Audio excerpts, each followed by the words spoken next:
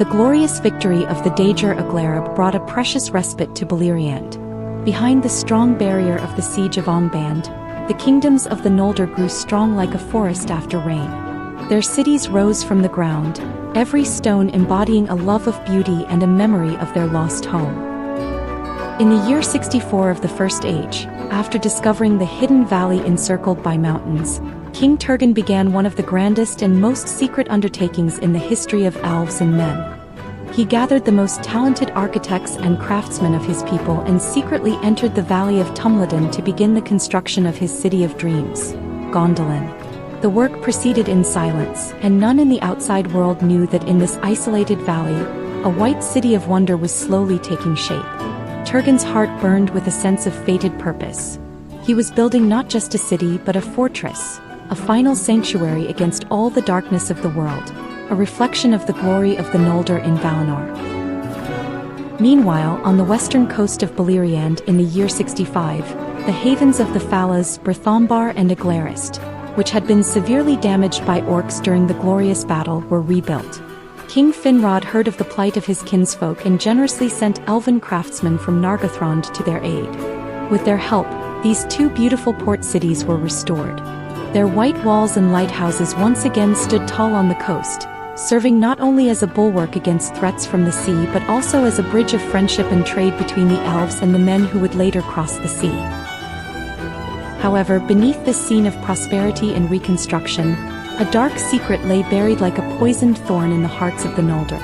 In the year 66, in the peaceful forests of Doriath, Galadriel often walked with Queen Melian. Melian, with the profound wisdom of the Mayor, could sense the unspeakable sorrow in the hearts of the Noldor and the shadow that clung to them. She gently asked Galadriel the true reason for their departure from Valinor and their journey across the grinding ice. Galadriel, moved by the Queen's sincerity, told her of the destruction of the two trees, the cruel murder of King Finwë, and the fire of vengeance in Feanor's speech. Her words were filled with tragic grandeur, but when the story reached its darkest memory, she fell silent. She omitted the bloody tragedy that had occurred at the haven of Alquilond, the slaying of kin by kin. But the truth could not be hidden forever.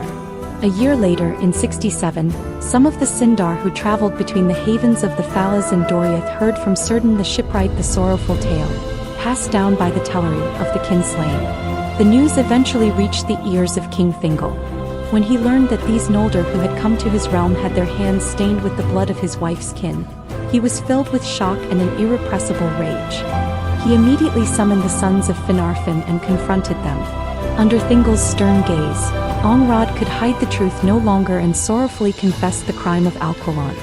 Thingol's wrath erupted. He at once issued a stern decree.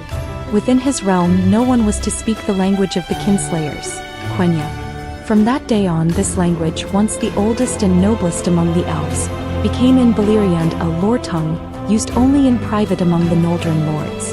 This ban, like a deep crack, cast a permanent shadow of estrangement and mistrust over the relationship between the Sindar and the Noldor. Time passed amid construction and strife. In the year 102, after 50 years of secret building, Finrod's subterranean kingdom of Nargothrond was finally completed. It was even grander than Menegroth. Countless halls and pillars were carved from the natural caverns.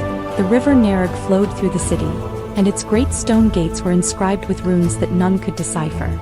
Finrod moved his people there from the Tower of Minas Tirith in the Pass of Círdan, leaving the defense of the tower to his nephew Orodreth. Finrod was thereafter known as Felagund, the Hewer of Caves.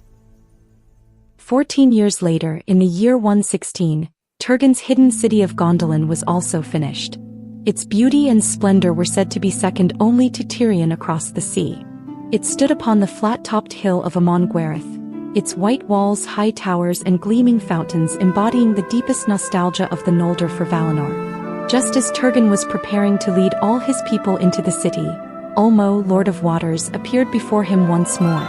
Ulmo warned Turgon that though Gondolin was the most hidden of fortresses, the doom of the Noldor would find it in the end. He commanded Turgon to leave a full suit of armor, a shield, and a sword in his old dwelling of Nevrast. For in the distant future, when Gondolin faced its greatest peril, a messenger would come wearing this gear as a token of Ulmo's will, to bring a final hope to elves and men. Turgon obeyed the oracle and then, leading all his people, vanished silently behind the 7 gates of the encircling mountains, cutting themselves off from the outside world. In East Beleriand, the sons of Fëanor also established their firm rule. In the year 150, Caranther, quick to anger but skilled in trade, met for the first time in his land of Thargelion with a caravan of dwarves who had crossed the Blue Mountains from the far east. Though there was little love between elves and dwarves, Caranther saw the great profit to be made from trading with these master craftsmen. A busy trade was soon established between them. The weapons and tools forged by the dwarves were exchanged for the grain and gems of the elves, which greatly strengthened the power of East Beleriand. The silence from Angband did not mean peace. In the year 155, Morgoth launched a probing attack. He sent a large orc army around the main defenses, landing at the Firth of Drengist, in an attempt to assault Hithlum Fingolfin's realm from the west. But the High King had foreseen this attack. He personally led a great army, drove the landing orcs to the sea and utterly destroyed them. Though a small victory, it greatly boosted the morale of the elves and made Morgoth realize that breaking the siege of the Noldor would be no easy task. For the next century, Morgoth changed his strategy. He ceased his large-scale frontal assaults and instead began to secretly breed a new and more terrible weapon of war.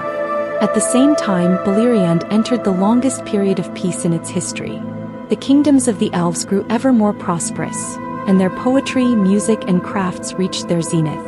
This era, later known as the Long Peace, began with a crucial battle. In the year 260, a huge and terrifying creature, the like of which had never been seen before, crawled forth from the gates of Angband. It had no wings, its body was like a moving hill, covered in hard scales, and from its mouth, it could breathe devastating fire. This was Glorung, the father of dragons, one of Morgoth's earliest and mightiest creations.